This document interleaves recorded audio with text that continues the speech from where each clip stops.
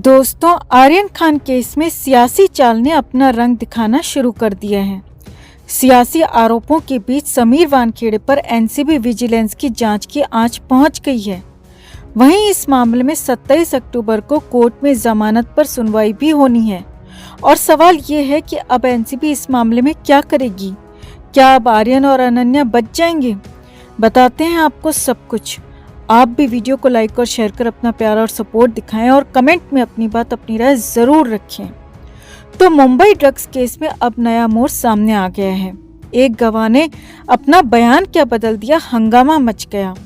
Prabhakar cell जो NCB का गवाह था, कोर्ट में अपना दूसरा हलफनामा दिया जिसमें कहा गया कि एनसीबी के जोनल डायरेक्टर समीर वानखेड़े को पैसे देने की बात उसने सुनी थी, जिसके बाद इस मामले में 360 डिग्री का एंगल लिया और अब जो जांच आर्यन और उसके साथियों के खिलाफ चल रही थी, वही जांच समीर वानखेड़े की तरफ घूम गई। समीर वानखेड़े पर आरोप क्या लगे, पूरा बॉलीवुड गैंग और उनके शुभचिंतक एक सुर में चिल्ला उठे। समीर को निशाना बनाया जाने लगा। इन आरोपों को लेकर एनसीबी में भी हलचल तेज हो गई। एनसीबी के deputy director general Dnyaneshwar Singh, जो विजिलेंस विभाग के भी प्रमुख हैं, उन्होंने भी विजिलेंस जांच की बात कही। वो समीर वानखेड़े से पूछताछ करेंगे और रिपोर्ट सौंपेंगे। साथ ही मामले में कथित गवाह रहे प्रभाकर से भी पूछताछ होगी। ज्ञानेश्वर सिंह ने कहा, एक स्वतंत्र गवाह ने एफिडेविट के माध्यम से सोशल मीडिया पर कुछ तथ्यों को प्रसारित किया था। उसका संज्ञान लेते हुए महानिदेशक एनसीबी ने विजिलेंस को इंक्वायरी मार्क की है। जांच के आदेश हुए हैं। तथ्यों और साक्ष्यों के आधार पर निर्णय लिया जाएगा। एनसीबी की टीम इस केस से जुड़े उन लोगों से पूछताछ करेगी जिनके नाम एफिडेविट में लिखे हुए हैं, जिसमें प्रभाकर सैल खुद भी हैं।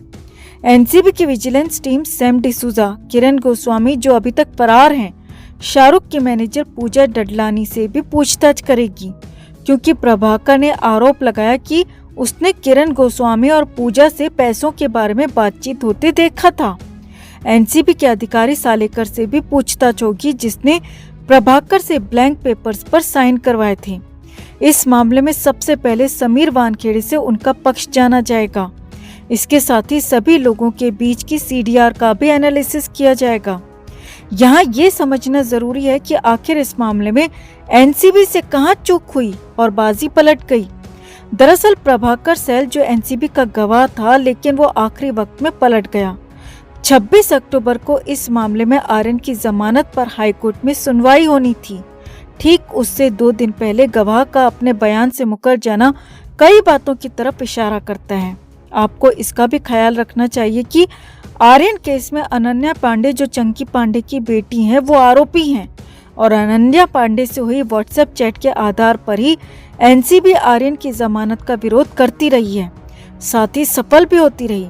ऐसे में अनन्या का एनसीबी कार्यालय में आकर बयान दर्ज कराना, फिर घर चले जाना, उसके एक दिन बाद प्रभाकर का बयान से मुकर जाना, कहीं न कहीं कोई न कोई तो कनेक्शन जरूर है। वहीं ड्रग्स केस में आरोपों में घिरने के बाद एनसीबी के जोनल डायरेक्टर समीर वानखेड़े ने पलटवार किया है। समीर वानखेड़े ने सेशंस कोर्ट में कहा, जब से क्रूज ड्रग केस आया है तब से उन्हें निशाना बनाया जा रहा है। वानखेड़े ने यह भी कहा कि उन्हें धमकी दी जा रही है और जांच पर असर डाला जा रहा है। वानखेड़े के मुताबिक उनकी मृत मां, पिता और परिवार को निशाना बनाया जा रहा है। वो किसी भी जांच के लिए तैयार हैं। वानखेड़े ने गवाह प्रभाकर सैल के आरोपों पर कहा कि क्रूज ड्रग केस के गवाहों को धमकाया जा रहा है। समीर वानखेड़े ने फर्जी सर्टिफिकेट के आरोपों को सिरे से नकारते हुए कहा कि ये गलत आरोप हैं और पहले से शादीशुदा होने को लेकर जो आरोप लगाए गए हैं, पहले जानकारी निकाल लेनी चाहिए थी। ये निहायत घटिया आरोप है, ओछी हरकत है, तथ्यहीन आरोप है। जिस औरत का तलाक हो चुका है, उसका फोटो किसकी परमिशन से वायरल हो रहा है? एक तलाकशुदा महिला को भी नहीं छोड़ा जा रहा। विजिलेंस जांच जारी रहने तक मुंबई एनसीबी के जोनल डायरेक्टर समीर वानखेड़े अपने पद पर बने रहेंगे या नहीं?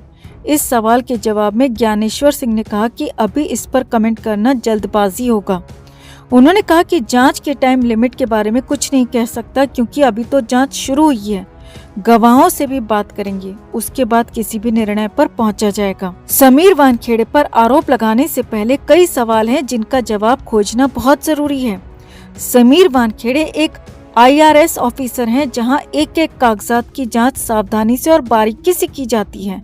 दूसरा सवाल ये कि क्या समीर वानखेड़े के बारे में नवाब मलिक को तब पता चला जब उन्होंने शाहरुख के बेटे को गिरफ्तार किया, जबकि समीर 2008 बैच के UPSC अधिकारी हैं।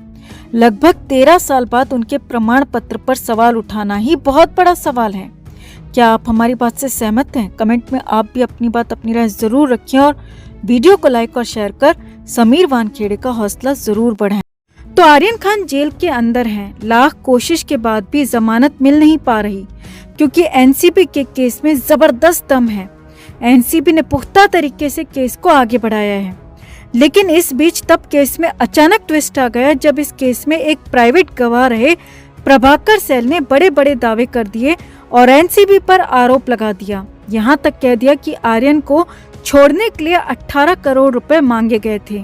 यही नहीं, 8 करोड़ समीर वानखेड़े को देने का भी सनसनीखेज दावा कर दिया। इसके तुरंत बाद NCB भी हरकत में आ गई। पहले तो सारे के सारे आरोपों को नकारा और खुद समीर वानखेड़े ने मुंबई पुलिस कमिश्नर को चिट्ठी भी लिख दी कि उन्हें फर्जी केस में फंसाया जा सकता है, उन्हें फर्जी मामले में गिरफ्तार न किया जाए। यही नहीं, NCB को लग चुका था कि अब तो आर्यन को बचाने के लिए बहुत सारे लोग जुटे हैं, तो तुरंत ही बड़ा और कड़ा एक्शन जरूरी है, कंक्रीट एक्शन जरूरी है। और हुआ भी यही। आर्यन खान केस में अनन्या पांडे से लगातार 2 दिन पूछताछ पहले हुई थी। तीसरे दिन सोमवार को भी अनन्या को पूछताछ के लिए बुलाया गया। लेकिन इसी बीच सोमवार वाली पूछताछ से पहले रविवार की देर शाम अनन्या पांडे सरकारी गवाह बनने के लिए मजबूर हो गई। जी हाँ, ये बड़ी खबर आपको बताने जा रहे हैं। अनन्या पांडे सरकारी गवाह बनने को तैयार हो गई और मुंबई में NCB के दफ्तर में 3 बैग में ढेर सारे सबूत NCB को सौंप दिए गए। अब रातों रात ये चमत्कार हुआ। रातों रात अनन्या मान गई। सरकारी गवाह बनने के लिए कैसे रेडी हो गई, अब वो भी समझिए। तो जिस दिन से अनन्या से पूछताछ हो रही है, तो हमने भी आपको बताया था कि अनन्या पांडे इतना कुछ जानती है कि लगातार 3 दिन तक उससे पूछताछ हो सकती है, और हुआ भी यही। यही नहीं, सोमवार की पूछताछ के बाद तो अनन्या की ऑफिशियल अरेस्टिंग भी तय थी। अनन्या पांडे को गिरफ्तार किया जाना तय था और अनन्या पर भी वही चार्जेस लगते जो कि आर्यन खान पर लगे थे, और अनन्या को ये सब कुछ पहले ही बता दिया गया था। साथ ही साथ अनन्या पांडे को ये भी कहा गया कि अगर वो सब कुछ सच सच बताती है, सरकारी गवाह बनती है, तो फिर उसके साथ नरमी बरती जाएगी, उसे केस में ज्यादा दिक्कत नहीं होगी। जिसके बाद शनिवार और रविवार को अनन्या पांडे के घर पर इसे लेकर बातचीत हुई। अनन्या के परिवार वालों ने अपने दोस्तों करीबियों से इसे लेकर बात की, सलाह ली, और सभी का यही कहना था कि आर्यन तो लड़का है, जेल से बाहर निकलकर भी सब कुछ वापस हासिल कर लेगा। लेकिन अगर अनन्या पांडे जेल गई तो उसके साथ कुछ भी गलत हुआ तो वो संभल नहीं पाएगी, उसका फिल्मी करियर तो तबाह हो ही जाएगा, साथ ही साथ जिंदगी भी बर्बाद हो जाएगी। जिसके बाद फाइनली फैसला लिया गया कि अनन्या पांडे NCB के सामने सब कुछ सच सच बता देगी, सब कुछ सच उगल देगी। और सच बताने का मतलब ही ये है कि अनन्या पांडे सरकारी गवाह बनने को तैयार हो गई।